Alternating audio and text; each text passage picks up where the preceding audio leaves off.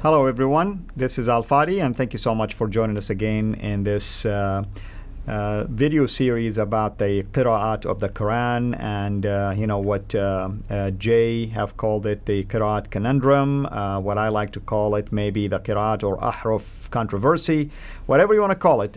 We are dissecting all of the issues and the problems, and last week, or I should say last video, we talked about the 7th century issues with the Qira'at. Today we are going to focus on the 8th century Qira'at.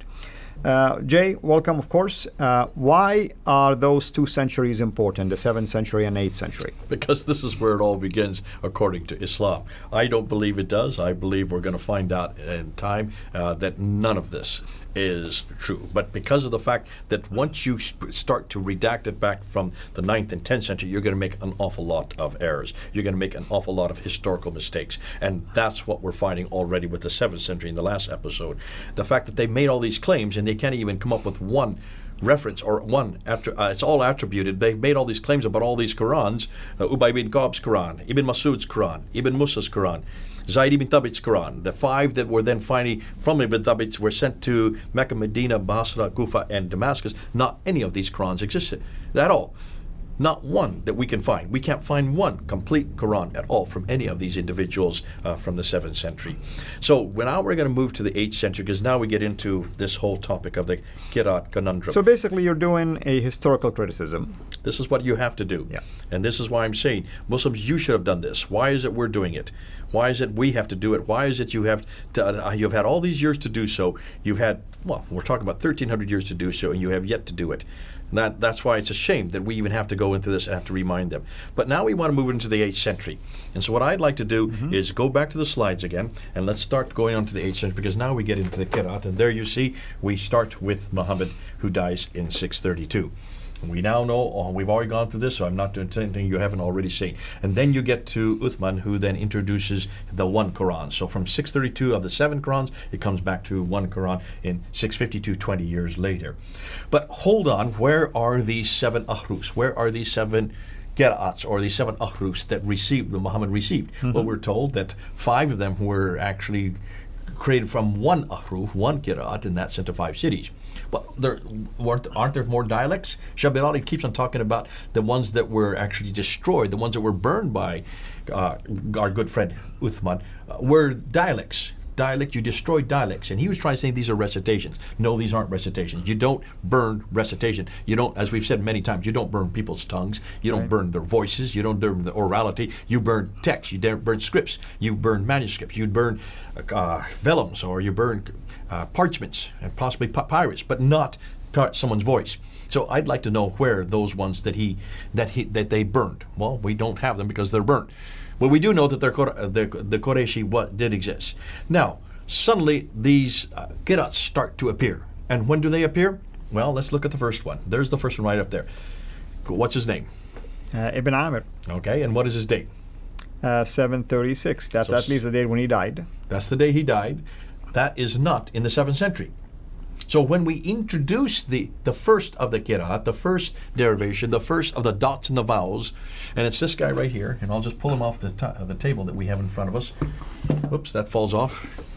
You can hold him up, but there he is. Yep, that's it. Ibn Amir. So that's 736. That's the earliest. That is introduced in the, beginning of the 8th century, but well into the 8th century, 736, and it's certainly 100 years after Muhammad. So he did not live at the time of Muhammad, right? Oh, absolutely. No. He did not even do his work in the same century as Muhammad, right? If he lived at the days of a time of Muhammad, he would have been over 140 years of age. That's right. You can see that. So obviously this has nothing to do with the earliest 7. Right. Because those 7 that were given to Jibril, by Jibril to Muhammad, were there before he died in 632. This is 100 years later. And he's the earliest. He's the earliest. That's why I have him on the timeline. Who comes second? Well, you have Ibn Kathir, who comes second, and he's in Mecca. His date is 738. Who comes third? Well, Asim. And he is from Kufa. So his date is 745. Who comes fourth? Abu Amr from Basra, 770. Now we're getting towards the end of the 8th century. Then comes Hamza, 772. Again, towards the end of the 8th century. Then you have Nafi from Medina, 785, almost getting to the end of the of the 8th century. And then finally we move into the 9th century and we have Al-Qasai. So those are the original 7. I put them up there so you can see them in the order that of their dates that he died. Right. But there's the 7. Those are the 7, right? Right. And who chose those 7? Ibn Mujahid. Okay, and when... So let's look at Ibn Mujahid. What is his dates? 936. Can you see? Look at the length between him and Muhammad. It's really amazing, by the way, Jay, if you think about it. And I want our Muslim friends to hear me out here.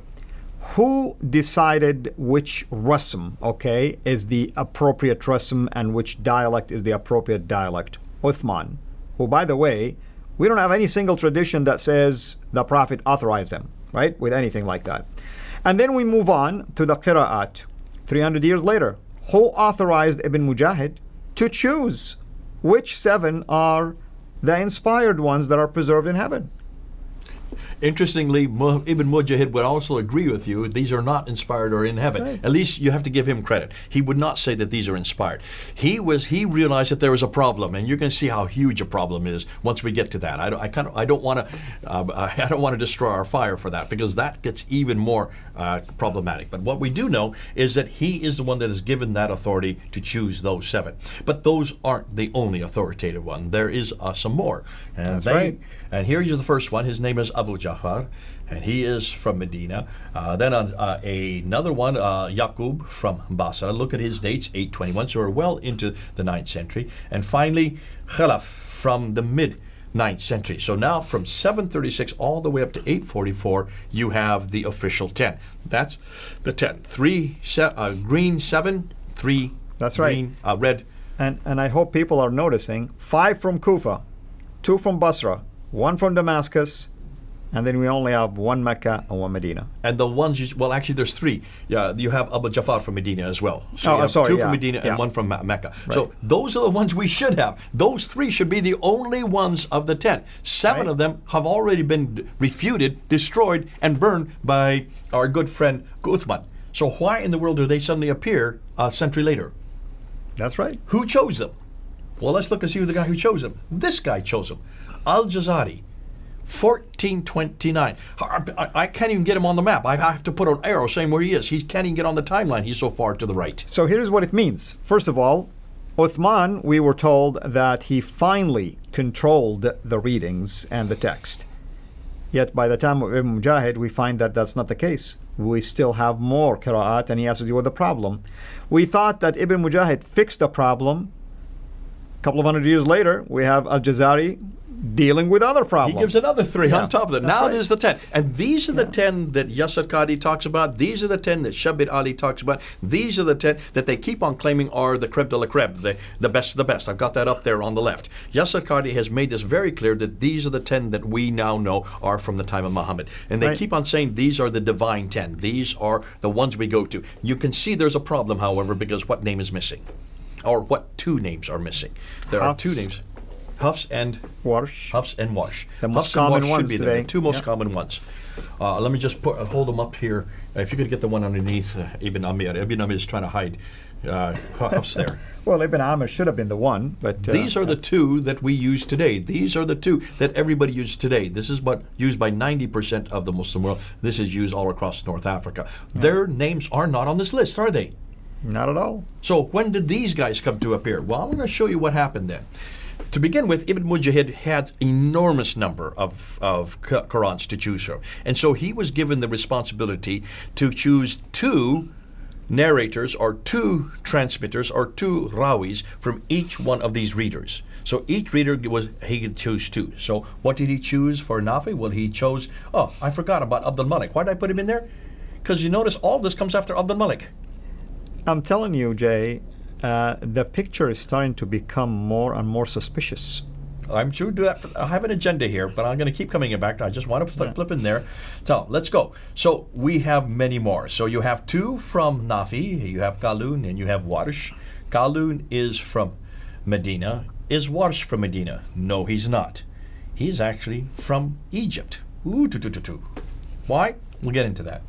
Then we have Ibn Kathir. He has Al-Bazi. Look at his date, 864. And then you have Qunbul, 904. Now we're into the 10th century. 10th century. That's 250 years after Muhammad. Abu Amr has Al-Duri and he has Al-Susi. Again, these are 9th century. Ibn Amr has Hisham and Ibn Dakwan. Asim has Shuba, and there is Hafs. There comes Hafs, 796. Hamza has Khalaf and also Khalid, and then you have Al-Qasai. He has Al-Layth and Al-Duri again. Remember, Al-Duri is already up there with Abu Amr. He is also the same guy with Al-Qasai. He actually disagrees with himself and joins another reader, and actually There has you go. two different how Qur'ans, can the this same guy. guy read two different ways? It's amazing, isn't it? That's why he died on the same year, because he's the same individual. See, why aren't Muslims talking about this? How can you disagree with yourself because you join another school and then you have a completely different Quran again? You can't do that unless, of course, you are trying to get popularity for yourself. Either this, or maybe he wasn't looking at it the way our Muslim friends are looking at it. He thought it was just fun to learn to read it this way and learn to read it that way. This or that. Up Yeah. and on. You say potato, I say potato. You say tomato, I say tomato. It's much worse than that. We're not going to get into that. That'll be coming in another episode. I think it's tomato. I say it's tomato. Now we get to the other three, the ones in the red, and they each are given to as well by Al-Jazari in 1429, the 15th century. So these are not appointed until the 15th century, almost 800 years after Muhammad. You have Isa ibn Wardan, and you also have Ibn Jumaz for Abu Jafar. Then you have Ruwai and you have Raw for Yaqub, and then you have Ishaq and Idris. Look at his dates, 905. That is the 10th century. So late. But chosen even later than that, 1429. So those are the 30 now. I want you to visually see that, folks. Look at visually and memorize that, because that's where they all come on a timeline. And here's what Jay is saying. You have 10 readings, 2 transmitters for each. That's where we get the 30. That's where you get the 3. Now, I want to go and I want to show you there. Go back to that. There's Hafs and Warsh. Those I've circled in black because they are the ones that are the most important. They are not part of the readers. They are part of the transmitters. They are nothing more than narrators. Right. It's almost like you write a book and next generation somebody transmits your book. You should get the credit, not that transmitter. And what's even more devastating, both Warsh and Hafs are not from Mecca. Even though Warsh is there with Nafi in Medina, he's not from Medina, he's from Egypt. He should have been a Coptic. It should have been a Coptic text. So this is fascinating. It just gets, the more we scratch, the more we find. The more we find, the more we shine. The more we shine, the more they whine. Oh, wow, sublime. I've said this many times. There's a real problem for these narratives. These narratives have holes all the way through it. And this is just 2. Now, I want to look at Abd al-Malik again, because I want to look at comparison. When you look at Abd al-Malik, you can see everything we're showing on that graph there, everything you're showing is to the right of that graph. The reason why I'm doing that is because for this whole year, we've been talking about Abd al-Malik seems to introduce everything. He's the one that introduces the Shahada. La ilaha illallah Muhammadur Rasulullah, that there's only one God but God. Muhammad is a prophet, on the coins in 692. Right. He then puts them on the coins in 696, and then introduces them on the Dome of the Rock in 691 and 692, and he introduces them on the Caliphal protocols. So he's the one that introduces Muhammad, he's the one that introduces the Shahada, he is the one that also introduces the word Islam and the people called Muslims, and he is also the one that eradicates all of the images and replaces it with only script. Right. So once he now introduces the man, he then has to have the book. And you can see how the book then has to be created after him. Notice and see how many years after him that the books are finally introduced. So I'm going to come to another graph at another time and show you the dates. But just now, just so you get that visually, they all come after, at least they only begin to appear 40 years after Abd al-Malik. And then they continue right up into the 10th century, chosen in the 10th century by Ibn Mujahid, and also in the 15th century by Al-Jazari.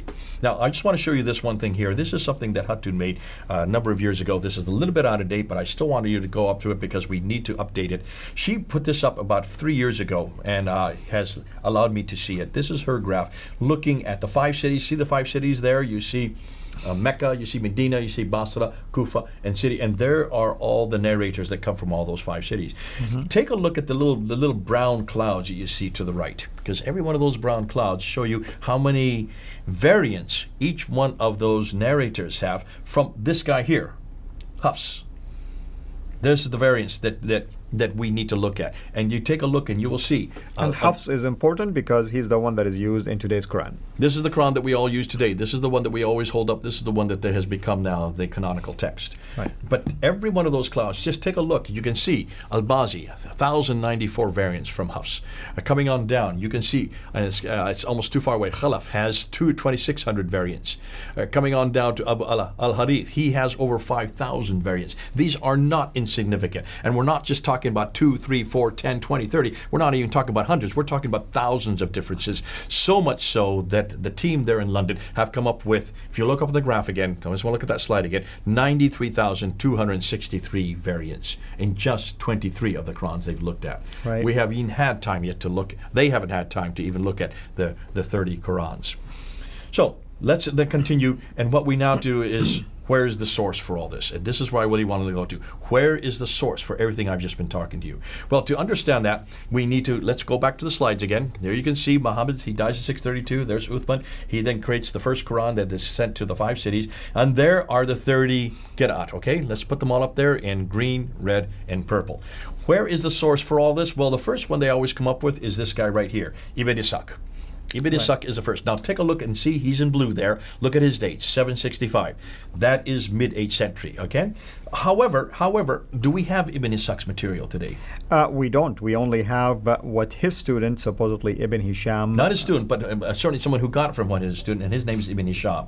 Look at his dates, 833. What does Ibn Hisham do? He throws out what he doesn't like, only retains what he likes. And he adds more. And he has more, adds to it. So let's just get rid of Ibn Ishaq, okay? You can pretty well dispense with him because it's nothing more than attribution. Right. I would love to see Ibn Ishaq. I cannot find him. Nothing exists today. So do we have Ibn Hisham? Ibn Hisham is the earliest of these traditions. He dies in 833. You have Al-Waqidi, who dies in 835. Then you have Al-Bukhari, who dies in 870, followed by Sahih Muslim, Ibn Dawud, and then we have Al-Tabari. So those are the major players. I don't want to, there's others that come after that. There's Tirmidhi, I haven't put them up there, and there's others that come with tafsir after Al-Tabari. But those are the major players. Take a look at the blue and notice that they are all from the 9th and 10th century. Why is that significant? Because of this guy again, Abdul Malik. Look at Abdul Malik. He dies in 692. How many years are there when the Qira'at start to form? How many years are there between him and the Qira'at? 44 years when the first of the Qira'at form. 44 years. Why aren't Muslims telling us this? I can make a case that it's possible that Ibn Amir at least started it earlier than the day he died, and that still brings him closer to Abdul Malik. Absolutely, but it comes after. Anything he has written comes after Abdul Malik. Right. What about the traditions? They're even further distance. They're 141 years later. 141 years. Can you then understand why these narratives have hold in it? People look at the timeline. Memorize that picture right there. Take a look in the distance that we're talking about. None of this is from the time of Muhammad. None of this is from the time of Uthman. They only begin to appear within 30 to 40 years after Abdul Malik. And as far as the traditions, where we get all the stories about these guys, where we get the stories about these Qira'at, they only begin to appear 140 years after Abdul Malik. Well, 140 years after Abdul Malik, but 180 after Uthman, and almost 200 after Muhammad. I mean, exactly. It keeps adding up. 200 for Ibn Hisham, 240 for Al-Bukhari. And that's why Muslims, and I keep on telling people, look at a timeline, look at the dates. Don't keep telling me, don't keep referring back to the traditions. Stop referring to those traditions. I'm getting sick and tired of those traditions because they're too late. We would never use that if that were Christianity. If this was what we had for our tafsir, for our sirah, for our hadith of Jesus Christ, can you imagine Matthew, Mark, Luke, and John wouldn't even begin to appear to the 3rd century. That's right. How would we defend Jesus Christ? How would we defend what he did? How would we defend what he said if we only had 200 years difference between that? Or in this case, 240 years. So Muslims need to answer these questions. This is part of the narratives that have holes in it. This is what Yasir Qadi was talking about. So Yasir Qadi wasn't kidding when he mentioned it. He knows, obviously, these things, or at least some of these things. He himself said that he has a crisis of faith, but then later crisis of knowledge, whatever he wants to call it.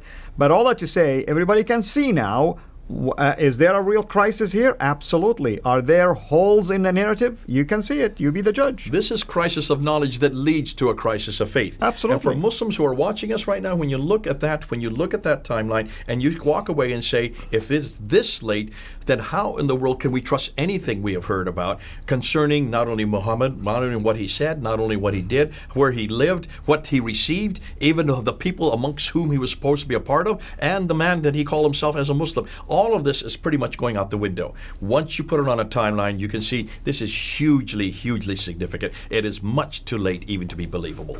That is absolutely true, and this is why initially I was so excited to see Muhammad Hijab ask the right questions, Yasir Qadhi gives the right answers, but then all of a sudden they both end up deleting.